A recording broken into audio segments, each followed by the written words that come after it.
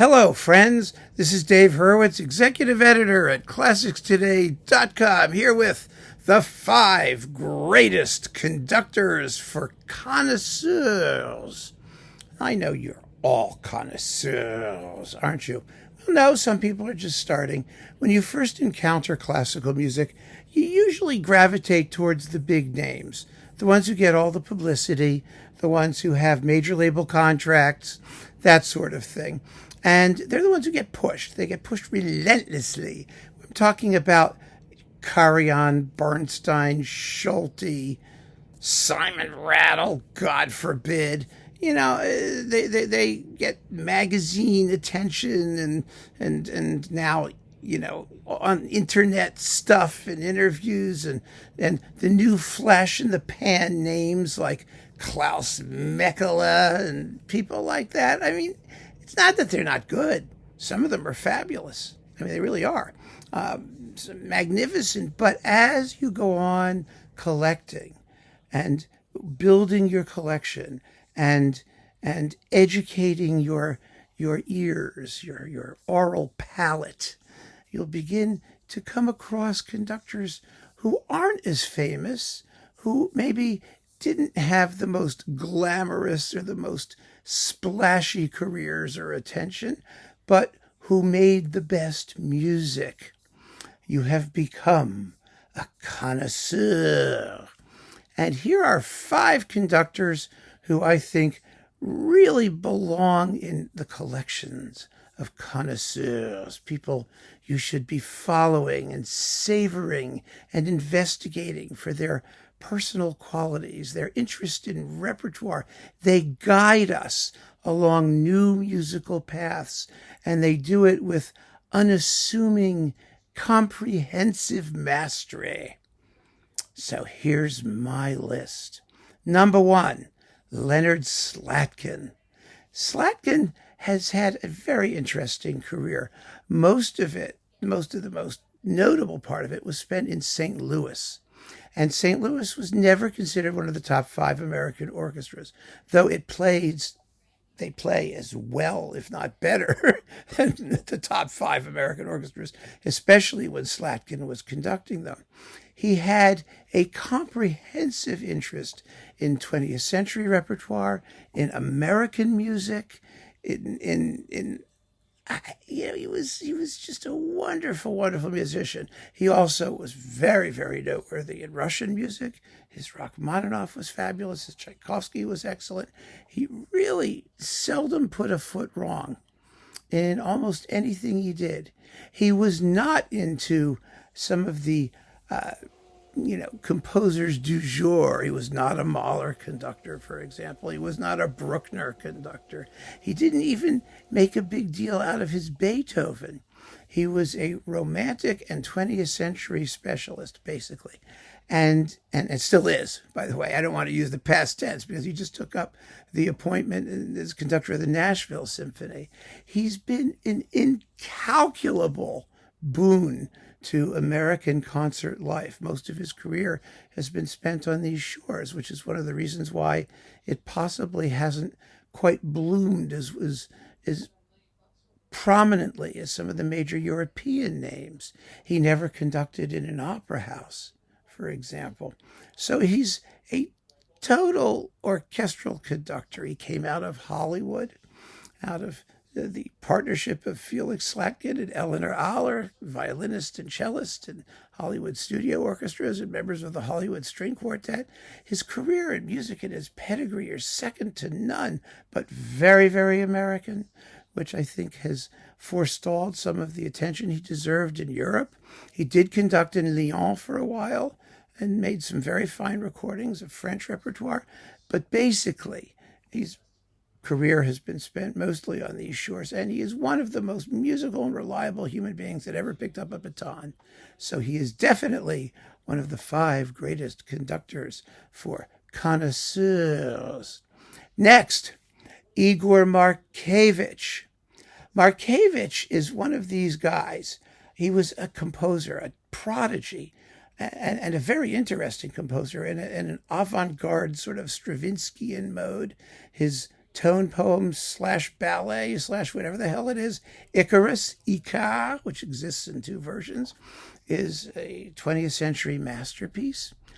As a conductor, he had an omnivorous interest in everything from Spanish zarzuelas to Berwald to Cherubini to Tchaikovsky.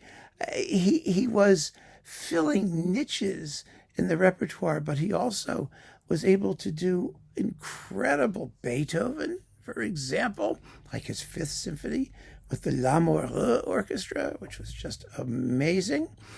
He's one of those guys who does everything slightly differently. He had a composer's ear. He was almost sort of Pierre Boulez before Boulez, but better. I mean, he was a better conductor, technically. And he had that unbelievable ear for detail, unsentimental, modern in sensibility, but fantastic for some reason in the Romantic repertoire. You will discover wonderful, wonderful things in listening to his recordings. Gounod's Saint Cecilia Mass, amazing Berlioz, The Damnation of Faust. It's still the best one out there. Really extraordinary guy, and somebody whose recordings are worth collecting. And all these people now have been like boxed up. So yes. Next, Theodor Kuchar. Kuchar has spent most of his recorded career on Brilliant Classics and Naxos. And he is chronically underrated. He's never made a bad record. Never made a bad record. He did the complete Prokofiev symphonies. They were fantastic. He's done more recently, he's been working with the music of Thomas de Hartmann, a very, very interesting composer. And he's made some stupendous recordings of his symphony poems and things like that. These very interesting and exotic pieces. He did a fine Nielsen cycle with Czech forces. He's seldom been given the biggest and best orchestras, but he makes them all play. He makes them all play magnificently.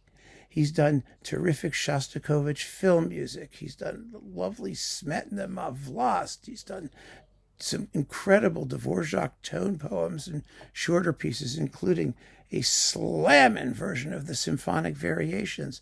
He's another conductor who has exploited fringe repertoire to his advantage, and some of the basic stuff. He's done amazing pictures in an exhibition, for example, and he almost never puts a foot wrong. His recordings made in Ukraine have been marvelous. They're on Naxos. He's definitely worth collecting. If you're a connoisseur, then you know you're in good hands with Theodor Kuchar, always. It's just worth listening to. Next, Constantin Silvestri, the Romanian conductor. His output was very limited. He was mostly stuck in Bournemouth for most of his career. He's been boxed up, thank God, by EMI, now Warner. And gosh, is he marvelous. He had well, like a lot of conductors from that part of the world, Hungary, Romania, they have a songfulness, a lyricism, a warmth, a vocal approach to music making that really is very, very special. And Silvestri is one of those. He did a couple odd things, like the opening of Tchaikovsky's 4th Symphony, which he sort of does in his own rhythm.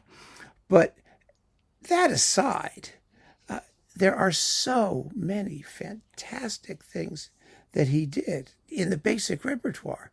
His Dvorak, his Hindemith, Mathis der Mahler, his Ionescu, of course, the Romanian Rhapsody No. 1, a piece of fluff in most people's hands, is a shattering masterpiece, the way Silvestri plays it, particularly in his mono recording with the Czech Philharmonic.